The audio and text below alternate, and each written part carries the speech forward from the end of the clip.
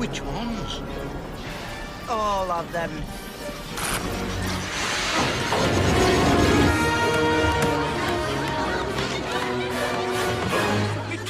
Okie dokie, so Epic Universe, it's Universal's universe, but it's epic, alright? It's gonna be great. It's I mean, who knows, literally who knows when it's gonna come out. And I know there's some hot debate in the theme park community at the minute in regards to if it's gonna be mini lands that are kind of mini theme parks in themselves, as in each individual land is gonna be ticketed, or if it's gonna be one big hodgepodge of stuff. Don't even worry about it. I am going to be treading on old ground here, and I am going to be covering a little bit of what other people have kind of covered, but I hope that I'm just going to be able to skim over the bits, you know, the obvious ones, like your Mario Karts and what have you, and provide a little bit of insight into areas that I don't really think people have been touching on. So, let's go. So unlike Universal Studios itself, as in the Universal Studios half of the resort. Universal Studios! Cha-ching! Unlike that, we are going for more of an Islands of Adventure feel, where, you know, your land is going to be split into different lands and what have you. I think it's the direction they're taking it anyway, but we're not calling it lands per se. I mean, Disney get away with not calling them lands, so don't even worry about it. So, to hit us off straight, Nintendo Land. I know I said I wasn't going to call them lands. I don't really know what else to call it because Nintendo Land is actually split between different properties, but it's fine.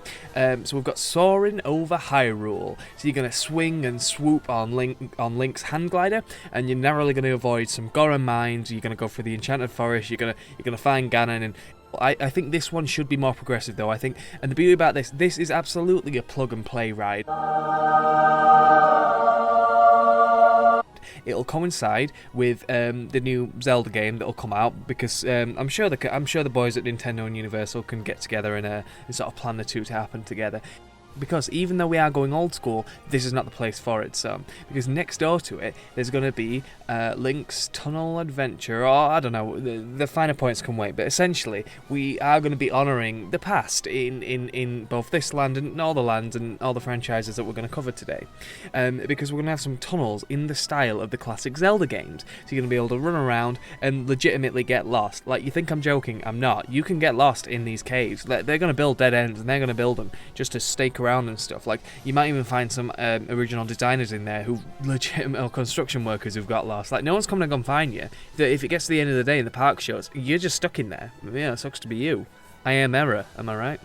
Cha-ching! And I wanted to throw in like a Master Sword interactive system that kind of works like the Harry Potter wands do, but the difference being is a wand is literally a small piece of plastic akin to a twig. You know, just sit there with a fucking stick.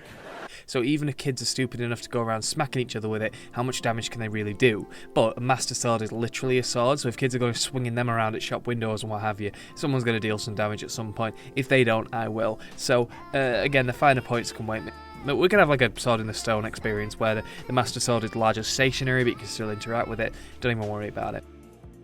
Yeah, fine, Mario Kart, God knows. I don't know how they're going to do it. I've got no suggestions for it. They seem to be getting on perfectly well with the concept art, so we're going to skip over this one. It's going to be a Pokemon VR experience, so I think Pokemon is way too big to have one set location, and you know, unlike Mario that exists in Mushroom Kingdom, or Zelda which exists in Hyrule, Pokemon exists in Pokemon Land. It's got all your lavender towns and all your different sort of towns and stuff, so it wouldn't make sense to have like one set location. At least I don't think it would.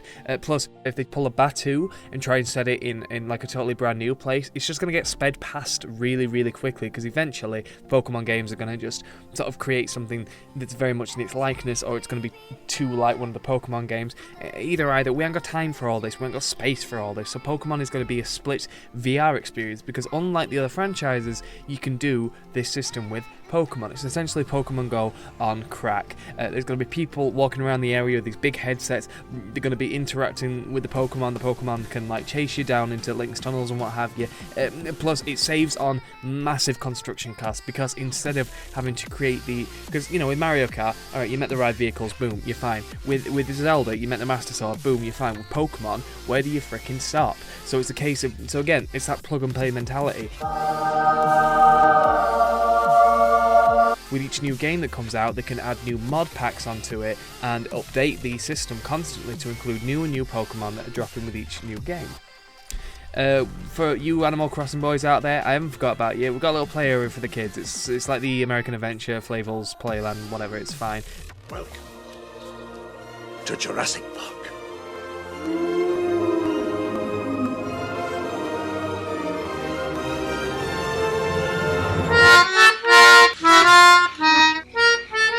Next, we're moving on to Jurassic World. So like Diagon Alley, this is going to be fully immersive, but from the outside looking in, you wouldn't know that shit's about to go down inside. Like, you could just kind of walk through and actually enjoy the theme park as it works. I don't want to do Jurassic World post Jurassic World, if that makes sense. I don't want to do it being all decrepit and ruined and what have you. We want to see it working, because the whole Jurassic Park franchise was on the precipice of a park that never opened. It was doomed to never open. There was we spent 3 films and loads of probably comics and what have you, just middling around this park that was doomed never to open. So let's see it open. And yeah, they give us a bit of that in Jurassic World, but I want to see it. I want to live it. You know what I mean? I want to go to that Jimmy Buffett's.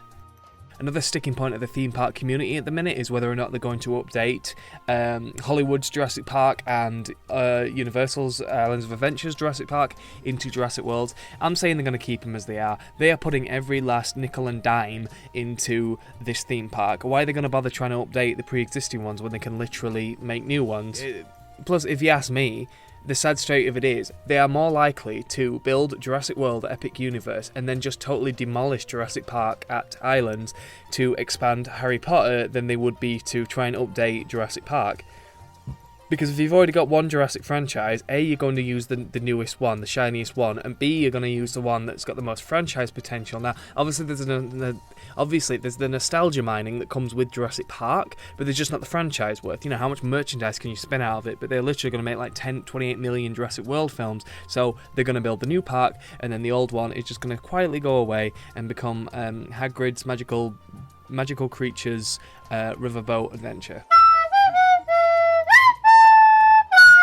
A bit like with Pokemon, the gyrosphere concept is way too broad to just be in one location, and they're never going to do it right. And also, you can't trust people with these things, so it's going to be a VR experience. This will probably be like a premium experience, you know, it'll be like a pay-to-play experience, but you can sit in like the gyrosphere, and you can sit in the ball and everything, it just won't go anywhere. But likewise, instead of wasting all this, well, not wasting, but instead of forking out for massive dinosaur animatronics that have to operate in the Florida sun 24/7, you can just put as many goddamn dinosaurs as you want into the experience, and we can utilize like a lot of 4DX effects in this. So you got like water spitting on you, you got wind blowing on you. It's great.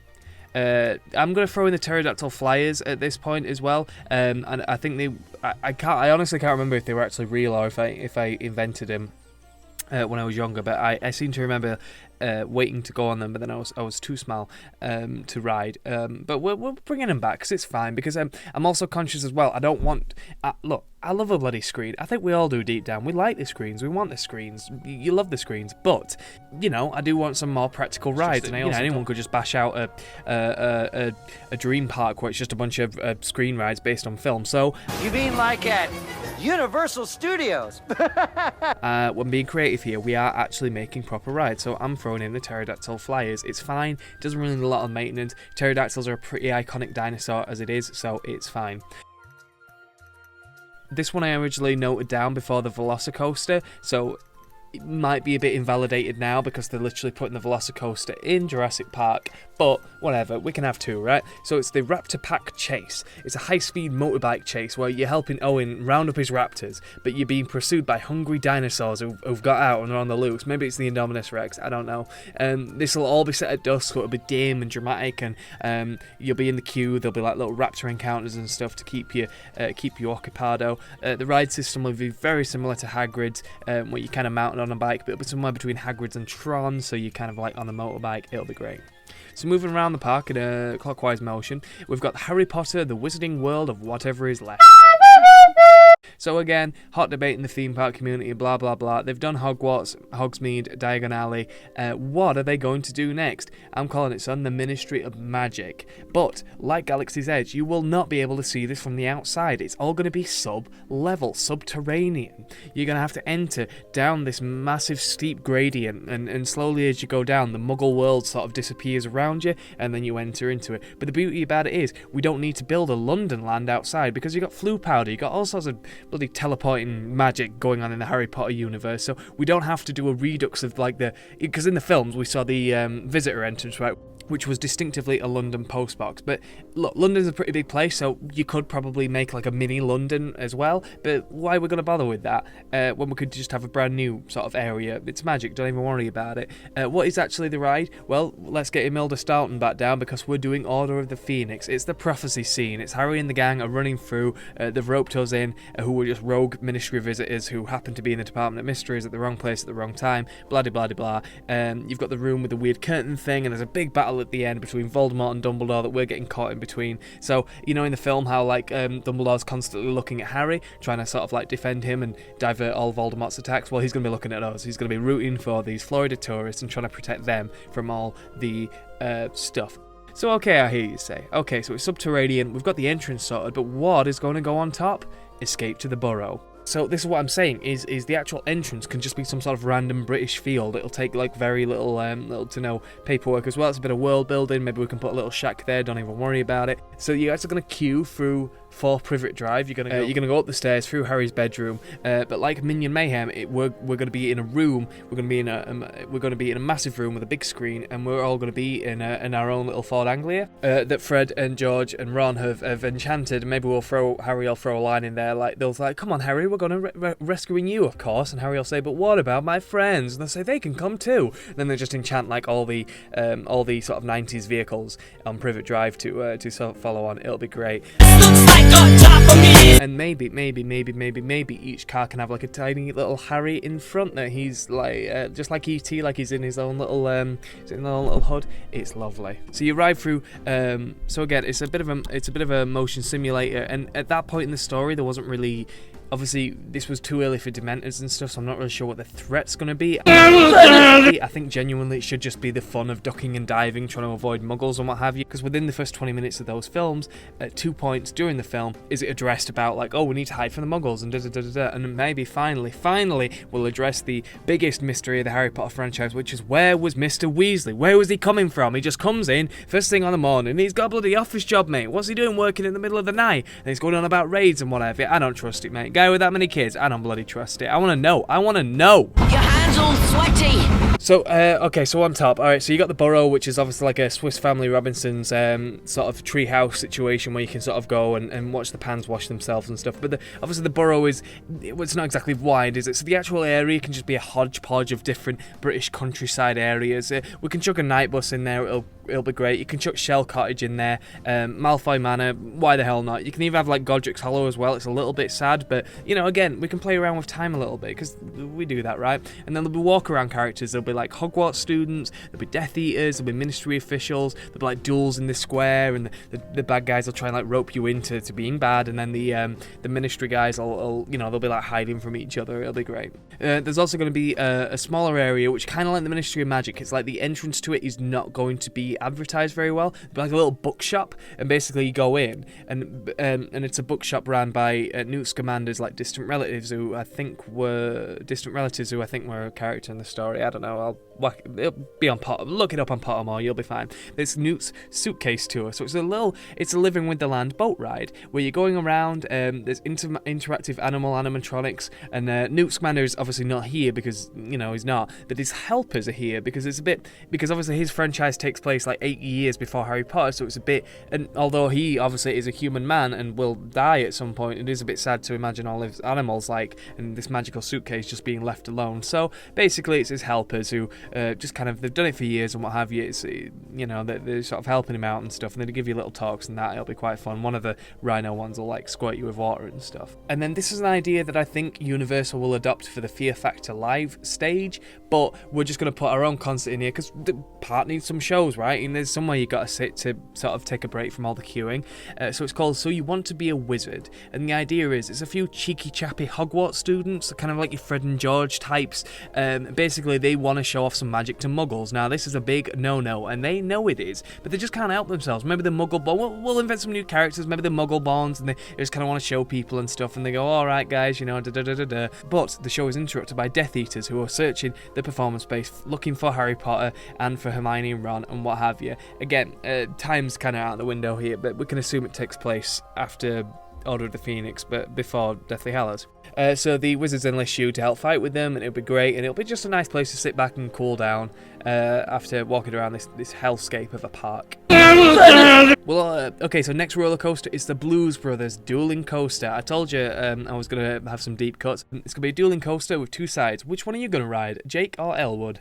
This one I'm quite excited about. So I appreciate this is quite franchise heavy, and maybe something like the Fantastic Beasts or Harry Potter in general franchise are going to sort of die out in popularity. That one's kind of peaks and troughs, but like Jurassic World as well doesn't have a lot of sustainability. But this one I feel like does. It's called The Lost Continent, The Next Chapter. So the original Lost Continent in Islands of Adventure, it was ambitious as hell, and let's be fair, it was a little bit crap. But there's still a wealth of IP to dwell on. That's just public domain, mate. Like, anyone could make anything of it. Comes out of the fucking ground. So unlike Disney, Universal have this very let the past die, kill it if you have to attitude towards their theme parks, but it'll just be a nice nod. It'll just be a nice nod to what came before and what sort of started it, to sort of please the fanboys and what have you. This land is actually going to split into 4 mini quadrant lands. Let's call them quadrants. Okay, so you got the Himalayas quadrant, which is going to have its own Yeti ride, but unlike Disney's roller coaster, let me finish, there's going to be high-speed underground thrill ride. It's a runaway mine train over Tibetan architecture, like it's going to go over those village huts like that one in Europe does and everything. It'll be great. Just shush. Look, they don't own Everest, right? Disney don't own I know Disney own literally everything, but they don't own bloody the Himalayas yet, do they? Do they? I don't know. The second quadrant is Sherwood and the Legend of Robin Hood. It's a sleepy English village with archery displays and horses, because the Three Broomsticks is doing really well. So you've kind of got this mythos-style restaurant that serves like Sunday roasts every day and stuff like that. You've got Friar Tuck's Fry Up. It's a pub serving fine food and ales. You've got the Sheriff Escape. It's like the little Enchanted Unicorn ride. It's a smaller but fun roller coaster. It's shaped like a dragon. What more do you want?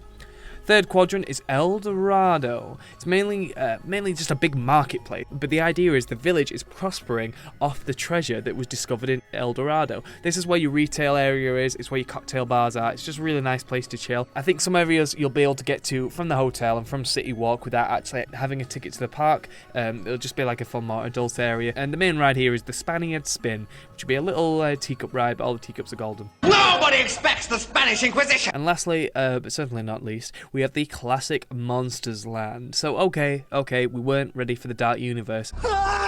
And that's okay. Let's get back to basics, son. Let's get back to the classic look and feel of this intellectual property that Universal, need I remind you have complete creative control over. We've got Dracula's Bat Flight. It's a big boy coaster where the seats are shaped like bats. You've got the Mummy's Bookstore. It's a bookshop with that sells HD Blu-rays of the classic films and, a lot of books. And then you've got this walk-through attraction, spooky maze ride. It's called Phantom's Revenge. So this is the point now where we're going to start teaming up some of the second tier villains. So you've got the Phantom of the Opera and the Invisible Man, who are battling it out to try and scare you the most. The Invisible Man's contribution is mainly just a fancy hall of mirrors, but they're quite dark, but the lighting is purposely very off. The Invisible Man's contribution is essentially just a fancy hall of mirrors, but it's very dark, very shadowy. We're going to play around with scare actors and try and make them as invisible as humanly possible.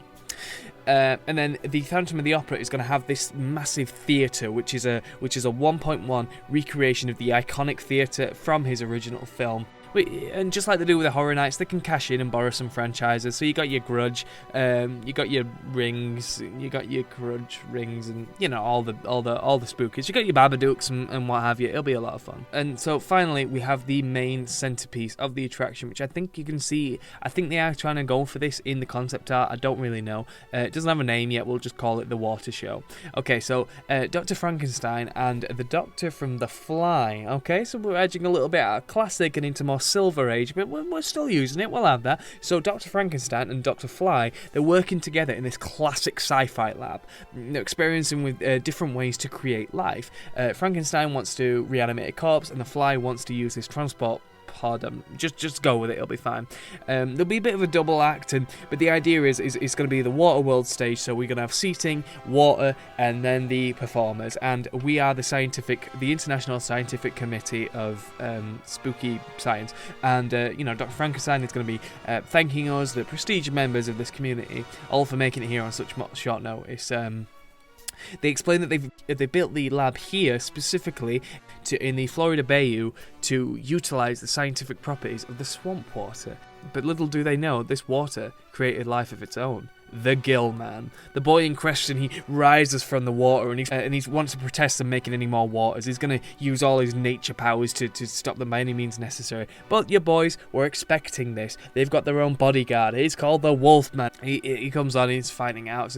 It's a battle over water and land. At which point, you've got two things going on. Dr. Frankenstein rushes along the creation of his monster, at which point the Doctor from the Fly gets into his transportation pod with the Fly, so we're essentially playing out the two iconic and pinnacle scenes from those two films at the same point during this show, and he becomes the Fly, and then Frankenstein's monster becomes Frankenstein's monster.